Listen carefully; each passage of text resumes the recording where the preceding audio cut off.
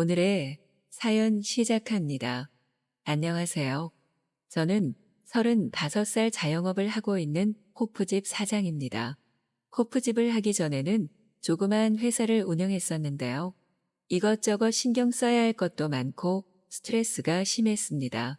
덕분에 수면 장애도 겪게 되고 몸에 조금씩 무리가 오게 되면서 결국 회사는 접기로 마음먹고 대신 작은 호프집을 경영해 보기로 했답니다.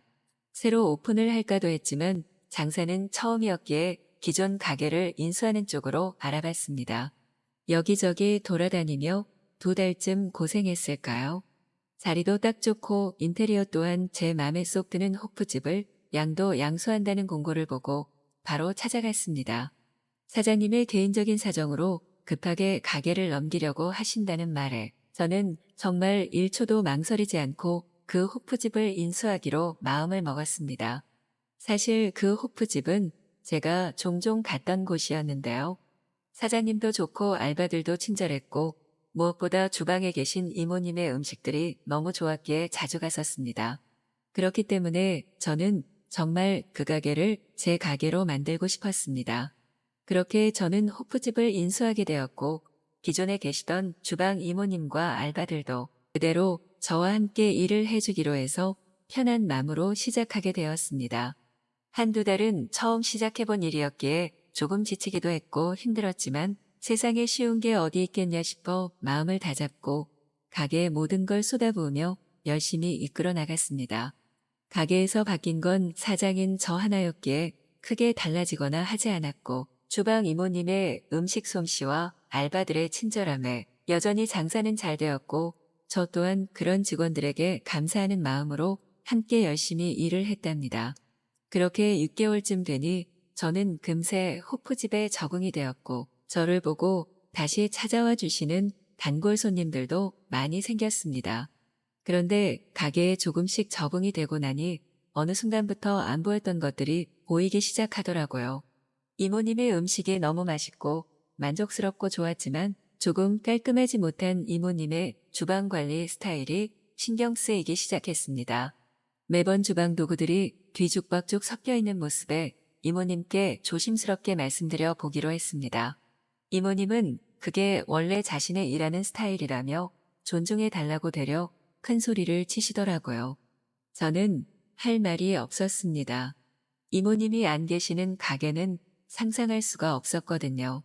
그래서 전 그냥 입 꼭 다물고 이모님의 스타일을 존중해 드리기로 마음먹었습니다. 그저 주방이 조금 어수선하고 정리 안 되는 것뿐이지 음식하시는데 지저분하거나 그런 건 아니었으니까요. 그렇게 이모님은 얘기가 끝났고 이번엔 알바들이 신경 쓰이기 시작했는데요. 정신없이 바쁘고 힘들 땐 보이지 않던 것들이 제가 자리를 잡고 한 템포 쉬며 둘러보니 조금씩 보이기 시작하더라고요. 알바는 평일에 2명, 주말에 3명을 쓰고 있었는데요. 평일은 둘 다 여자 알바였고 주말은 남자 2명에 여자 1명이었습니다. 사실 평일은 주말보다 덜 바쁘기도 했고 크게 신경 쓸 일이 없었기 때문에 알바들에게도 그다지 불만이 없었습니다. 그런데 주말은 가게가 너무 바쁘기도 했고 그러다 보니 알바들의 실수 하나하나가 다 보이기 시작했고 자꾸만 그들에게 다그치고 있는 제 모습을 발견했습니다. 너무 바쁘니 실수할 수 있지라고 넘기려고 했지만 자꾸만 늘어가는 실수들과 손님들의 컴플레인에 저는 하는 수 없이 알바들을 꾸짖을 수밖에 없었습니다. 어느 주말 마감을 끝내고 새벽 3시 늦은 시간이었지만 퇴근하려던 알바 3명을 불러 세웠고 간단하게 한 잔씩만 하고 가자고 제안했습니다.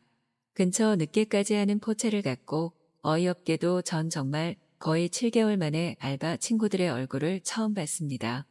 늘 마스크를 착용하고 있었기에 얼굴을 볼 기회가 없었던 거죠. 그들의 얼굴을 처음 본 거에 놀랬고 그 다음은 홍일점 여자 아르바이트생 얼굴에 놀랐습니다. 생각지도 못하게 너무 예쁘더라고요. 물론 마스크를 쓰고 있을 때도 그냥 스쳐 지나가면서 눈이 참 예쁘네 하고 생각한 적은 있었지만 그렇게 이쁜 줄은 몰랐습니다. 알바 3명을 앉혀놓고 주저리 잔소리를 하다가도 그 여자 아르바이트생과 눈이 마주치게 되면 저도 모르게 입을 다물게 되더라고요. 내가 왜 이럴까 싶었습니다. 그도 그럴 것이 그 여자 아르바이트생은 고작 23살 어린 친구였으니까요. 내가 저 어린애한테 무슨 감정을 느끼는 건지 속으로 스스로를 다그치며 반대를 외치고 있었습니다. 여자 알바가 화장실을 갔고 전 나머지 두 남자 아르바이트생에게 조금만 더 신경 써서 일해주길 당부했고 더 이상 일에 관한 잔소리는 하지 않기로 했습니다. 그 술자리를 온전히 즐기고 재밌게 즐기고 싶어졌으니까요. 신나게 술을 마시며 알바 친구들과 조금은 더 가까워진 느낌이었고 시간이 너무 늦어 술자리를 정리하고 집에 가게 되었습니다. 그렇게 그 친구들과 술자리가 있고 그 다음 주 주말이 돼서야 다시 그 여자 아르바이트생을 볼 수 있었습니다. 다시 그 친구를 보는데 왜 그렇게 괜히 설레고 부끄러운지 띠동갑 차이 나는 여자를 보고 이렇게 설레도 되는 건가요? 나 자신이 좀 창피했어요. 그렇지만 나이는 숫자에 불과할 뿐 조금씩 그녀에게 다가가 보기로 했습니다. 처음부터 너무 들이대면 역효과가 있을까 싶어 조금씩 혼내보기도 하고 장난도 쳐보면서 친해질 기회를 엿보고 있었습니다. 그런데 그녀는 너무 어리기도 했고 이쁘기까지 했기 때문에 괜히 시간이 지날수록 불안해졌습니다. 내가 이렇게 망설이는 동안 다른 놈이 다가가면 어쩌지 하는 생각에 일이 손에 잡히지 않았습니다. 그러던 어느 주말 저녁 한참 가게가 바빠서 알바들과 저는 눈코 뜰 새 없이 서빙을 하고 테이블을 치우고를 반복하고 있던 중 술 취한 남성이 그녀에게 자꾸 진상을 부리는 것을 봤습니다.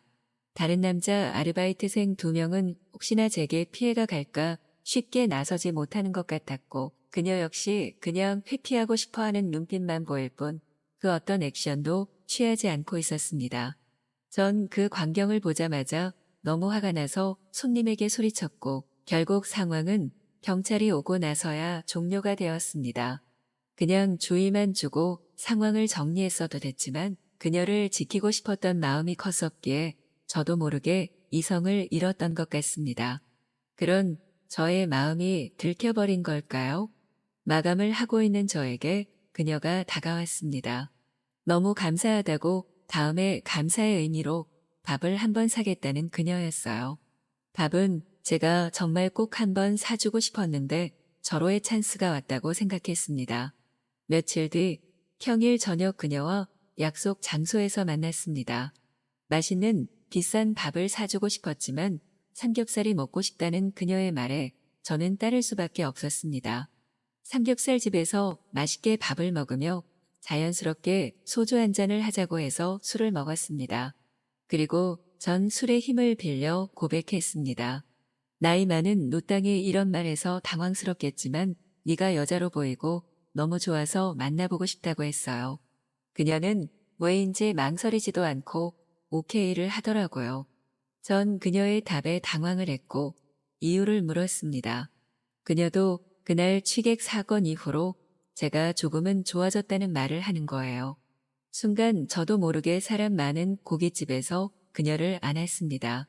그리고는 자연스러운 분위기에 이끌려 저희는 근처 모텔을 들어가게 되었고 어린 줄만 알았던 그녀가 저를 침대로 리드하는 게 아니겠어요? 그렇게 그녀와 뜨거운 밤을 보내게 되고 저는 사랑스러운 그녀와 지금 6개월째 예쁜 사랑을 하고 있답니다.